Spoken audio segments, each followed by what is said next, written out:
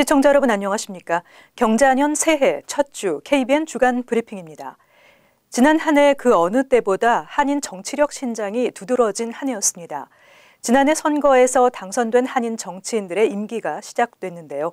올 한 해에도 미국 사회에서의 한인들의 큰 활약을 기대해 봅니다. 11월 본선거에서는 뉴저지 최초의 한인 여성 시장이 탄생했고 미 동부 지역 최초의 연방의원에 당선된 앤디 김 의원이 지난 1월 3일 연방의회 개헌과 함께 취임 선서를 갖고 공식 의정 활동에 들어갔습니다. 앤디 김 의원은 연방하원 빌딩 1516호에 마련된 의원 사무실에서 오픈하우스 행사를 열고 낸시 펠로시 하원 의장에게 찬성표를 행사하면서 의정 활동을 시작했습니다.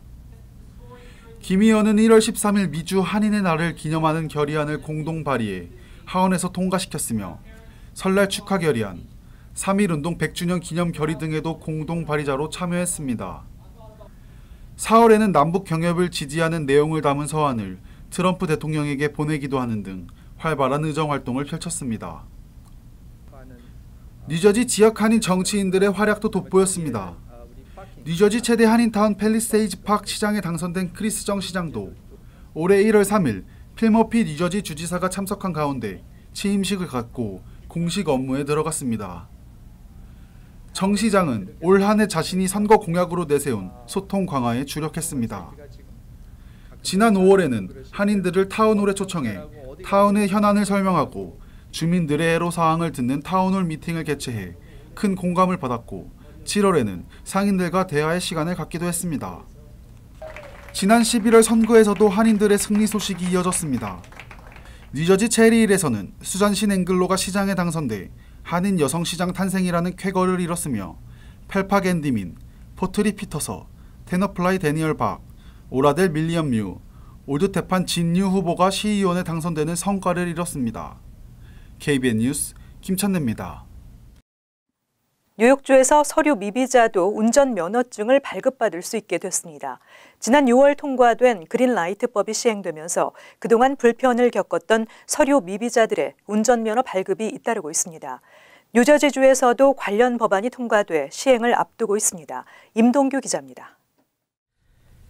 지난 6월 19일 뉴욕주 의회에서 체류 신분에 관계없이 운전면허증 발급을 허용하는 그린라이트 법안을 통과시켰습니다. 이 법안은 뉴욕주에 거주하는 사람은 체류 신분에 관계없이 16세 이상이면 누구나 운전면허증 신청이 가능하도록 하고 있습니다.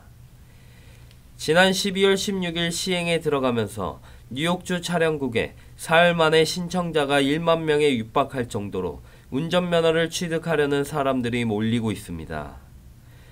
뉴욕주는 그린라이트 법으로 약 94만 명이 새롭게 운전면허증을 취득할 것으로 예상하고 있습니다. 지난 16일 주의회가 불체자들에게 운전면허 발급을 허용하는 법안을 통과시킨 데 이어 19일 주지사가 서명을 마쳐 뉴저지주는 미국에서 서류 미비자들에게 운전면허를 제공하는 15번째 주가 됩니다. 뉴저지주는 준비 과정을 거쳐 2021년 1월부터 법안 시행에 들어갈 예정입니다. 뉴저지주는 법안이 시행되면 첫 3년 동안 33만여 명이 혜택을 받을 것으로 예상하고 있습니다. KBN 뉴스 임동규입니다. 합법적인 비자로 신분을 유지하고 있는 이민자들도 갈수록 영주권 받기가 어려워지고 있습니다. 트럼프 행정부 출범 이후 영주권 심사가 더 까다로워지면서 영주권 신청을 거부당하는 사례가 급증하고 있습니다. 적체 건수 증가로 영주권 처리 기간도 늦어지고 있습니다. 최근 온라인 매체 바운드리스닷컴은 오바마 재임기와 트럼프 행정부 출범 이후 국토안보부와 국무부 영주권 처리 자료를 비교 분석한 결과 이민자들이 영주권을 받기가 더 힘들어진 것으로 나타났다고 발표했습니다. 트럼프 행정부 출범 이후 미국에서 체류하며 체류 신분 변경을 통해 영주권을 신청하는 이민자들의 영주권 신청서 거부율이 급증했다는 지적입니다. 국토안보부가 공개한 통계 자료에 따르면 오바마 재임기였던 지난 2013년 9%에 그쳤던 영주권 신청서 거부율이 트럼프 행정부 출범 이후 급등하면서 2018년에는 13.5%까지 치솟았습니다. 합법 체류 신분으로 영주권을 신청한 이민자 100명 중 약 14명이 영주권 신청에 거부 판정을 받은 셈입니다. 가족 초청 이민을 통한 영주권 신청 거부율도 높아졌고 영주권 심사가 까다로워지면서 가족 초청 이민 신청자의 영주권 신청서 적칠 건수 역시 트럼프 행정부 출범 이후 수직 상승했습니다. 2013년에는 14만 4,765건에 불과했지만 오바마 재임기에 서서히 증가세를 보이다 트럼프 대통령이 취임한 2017년에는 37만 2,185건으로 집계돼 약 250%나 불어났습니다. 국토안보부 통계에 따르면 통상 6개월이면 처리되던 영주권 신청서가 2019년에는 최장 23개월까지 늦어지고 있고 시카고에서는 최장 39개월, 뉴욕은 36개월까지 소요되고 있는 것으로 나타났습니다. 미 전역에서 담배 구입 연령을 21세 이상으로 상향하는 법이 시행에 들어갔습니다. 법안은 지난 30일 트럼프 대통령의 서명 즉시 발효됐습니다. 연방식품의약청은 지난 19일 연방의회를 통과한 담배 구입 연령 상향 법안이 20일 트럼프 대통령의 서명으로 법으로 지정돼 시행에 들어갔다고 발표했습니다.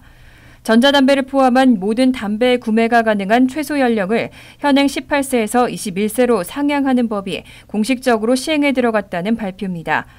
연방식품의약청은 당초 내년 1월 1일부터 발효한다고 알려졌던 법안이 대통령의 서명으로 즉시 발효됐다고 웹사이트를 통해 밝혔습니다. 이제 전국 소매점에서 판매되는 담배 또는 전자담배와 관련 제품도 주류와 마찬가지로 21세 미만은 구매할 수 없습니다. 이미 미국 내 50개 주 가운데 뉴욕과 뉴저지주 등 19개 주와 워싱턴 DC는 전자담배 구매 연령을 21세로 높여놓은 상태입니다. 이번에 새로 제정된 법은 최근 급증하는 청소년 전자담배 흡연율에 대처하기 위한 목적으로 풀이되고 있습니다. 실제로 지난 11월 질병통제예방센터가 발표한 통계에 따르면 최근 유해성 논란이 일고 있는 전자담배 사용자가 2017년 2.8%에서 3.2%로 증가했고 특히 18세에서 24세 젊은 층의 비율이 5.2%에서 7.6%로 증가한 것으로 나타났습니다. 최근 전국 50개 주에서 전자담배 흡연으로 인한 원인 불명의 폐질환 환자는 2,506명으로 보고됐고 27개 주에서 54명이 사망한 것으로 집계됐습니다. 뉴욕에서는 2명이 사망했습니다. 지난 한 해 미국에서는 한 번에 4명 이상이 희생되는 대량 살상 사건이 모두 41차례나 일어났습니다. 2006년 통계를 집계한 이후 역대 최다를 기록했습니다. AP통신과 USA 투데이가 노스이스턴 대학 연구팀의 의뢰에 집계한 데이터베이스에 따르면 올 한 해 미국에서 한 번에 4명 이상이 희생되는 대량 살상 사건이 모두 41차례나 일어나 역대 최다를 기록했습니다. 2019년 새해 벽두인 1월 19일 일어난 일가족 구성원 4명 살해 사건을 시작으로 지난 5월 버지니아주에서 12명이 살해된 직장 총격 사건, 이어 8월 텍사스주 국경도시 엘패소에서 모두 22명의 목숨을 앗아간 월마트 총기 난사 사건 등이 올해의 대량 살상 사건으로 기록됐습니다. 가장 많은 인명이 희생된 사건은 단연 22명이 희생된 엘패소 월마트 총격 사건이었습니다. AP통신은 4명 이상 희생된 다중살인 사건의 80%인 33건이 총기 난사 사건이라고 분석했습니다. AP통신은 총격 사건의 경우 가족이나 친지, 주변 인물 등 용의자가 아는 사람들을 쏜 사례도 있었지만 학교나 대형마트 총격처럼 불특정 다수를 겨냥한 사건도 적지 않았다고 지적했습니다. 올해 41건의 대량 살상은 노스이스턴 대학이 다중살인 범죄를 추적하는 통계를 집계하기 시작한 지난 2006년 이래 가장 많은 건수입니다. 인명 희생자 수로는 총 210명이 숨져 미국 범죄 역사상 최악의 총기 난사로 기록된 라스베이거스 총기 난사 사건이 있었던 2017년의 희생자 224명보다는 적었습니다. 올해부터는 뉴욕과 뉴저지주에서 최저임금이 인상되고 전기와 가스 요금이 오르는 등 한인들의 생활에도 큰 영향을 미치게 될 새로운 규정들이 대거 시행됩니다. 2020년 뉴욕과 뉴저지주에서 변경되는 규정들을 임동규 기자가 전해드립니다. 지난 31일부터 뉴욕시 최저임금이 15달러로 인상됐습니다. 나소와 서포트, 웨체스터 카운티는 13달러로 그 외 지역의 뉴욕주 최저임금은 11달러 80센트가 됐습니다. 뉴저지 지역도 오늘부터 시간당 11달러로 1달러 올랐습니다. 1월 5일부터는 뉴욕과 뉴저지 교량터널 통행료가 인상됩니다. 조지 워싱턴 브릿지, 베이온 브릿지 등 교량과 링컨 터널 등 터널의 이지패스 통행료는 현행보다 1달러 25센트씩 오르고 현금 통행료는 1달러 오른 16달러가 부과됩니다. 조지 워싱턴 브릿지의 카풀 통행료도 7달러 25센트로 인상됩니다. 뉴욕시와 웨체스터 카운티에 전력을 공급하는 콘 에디슨은 1월부터 전기 및 가스 요금을 각각 4.2%와 7.5%씩 인상합니다.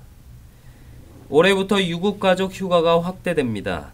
뉴욕주의 경우 최대 휴직기간은 현행 10주로 유지되지만 휴직기간 동안 받는 급여가 주급의 60%로 인상됩니다. 뉴저지주의 경우 최장 12주의 휴직기간을 받을 수 있게 되며 휴직기간 동안 주급의 85%를 받을 수 있게 됩니다.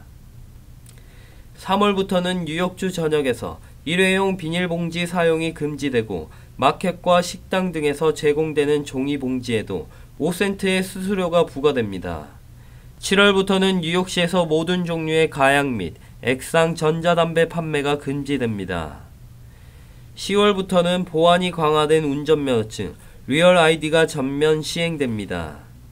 공항시설 및 연방정부의 건물 출입 시 기존 운전면허증 또는 신분증은 인정되지 않으며 반드시 리얼 아이디가 필요로 하게 됩니다.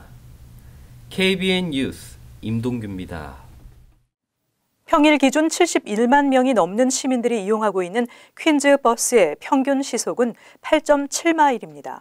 교통체증으로 인한 느린 속도와 지연 운행으로 시민들의 불만이 적지 않은데요. 메트로폴리탄 교통공사가 퀸즈 지역의 버스 노선을 대대적으로 개편할 계획입니다. 지난달 30일 메트로폴리탄 교통공사가 퀸즈 버스 노선의 재설계 초안을 발표했습니다. 퀸즈 버스 시스템은 107개의 개별 노선이 운행되고 평일의 경우 71만 4천 명의 승객이 이용하고 있습니다.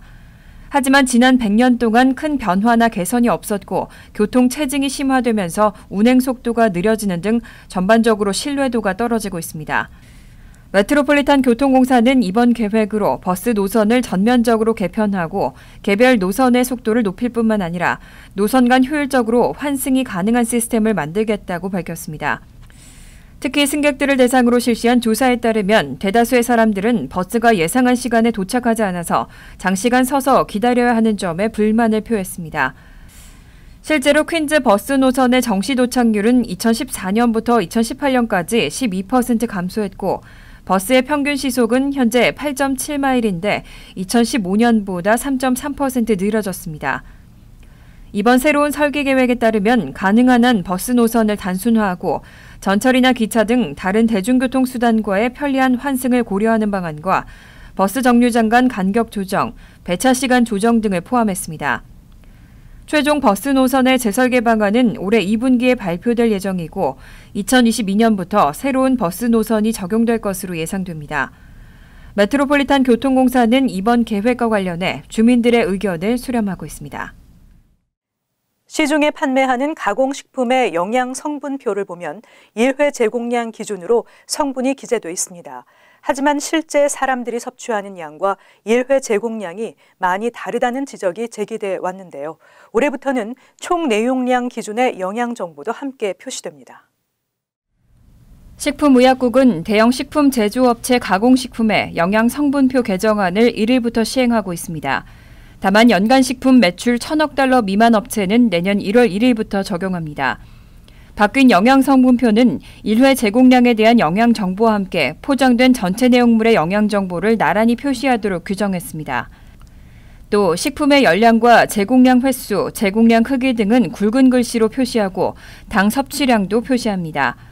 1회 제공량과 실제 섭취량의 차이가 있어서 소비자들에게 혼란을 줄 수 있다는 지적을 반영하고 소비자들이 열량 등 영양 정보를 계산하기 쉽도록 해 비만과 당뇨, 심장질환 등을 예방하겠다는 취지입니다. 식품의약국의 식품안전 및 응용센터 관계자는 미국인들이 라벨에 적힌 1회 제공량과는 다르게 섭취한다는 것을 알고 있다며 영양성분표의 영양 및 칼로리 정보는 실제 사람들이 먹고 마시는 것을 반영할 필요가 있다고 설명했습니다. 이번에 적용된 새로운 영양성분표는 소비자들이 음식과 음료를 선택할 때 좀 더 정보에 입각한 결정을 내릴 수 있도록 하고 식품 제조업체 역시 제품의 영양 품질을 높이도록 동기부여를 할 것이라며 중요한 진전이라는 평가가 나오고 있습니다. 미 전역에서 독감이 유행하고 있습니다. 이번 겨울에만 370만 명 이상이 독감에 걸렸고 사망자는 1,800명에 달하고 있다고 합니다. 또 약 3,200명이 입원한 것으로 추정되고 있습니다. 연방질병통제예방센터는 65세 이상 노약자와 임산부 그리고 2살 미만의 유아의 경우 독감에 특히 취약하다며 지금이라도 예방주사를 맞을 것을 권고하고 있습니다. 이상으로 KBN 주간 브리핑을 마칩니다. 시청자 여러분, 새해 복 많이 받으십시오.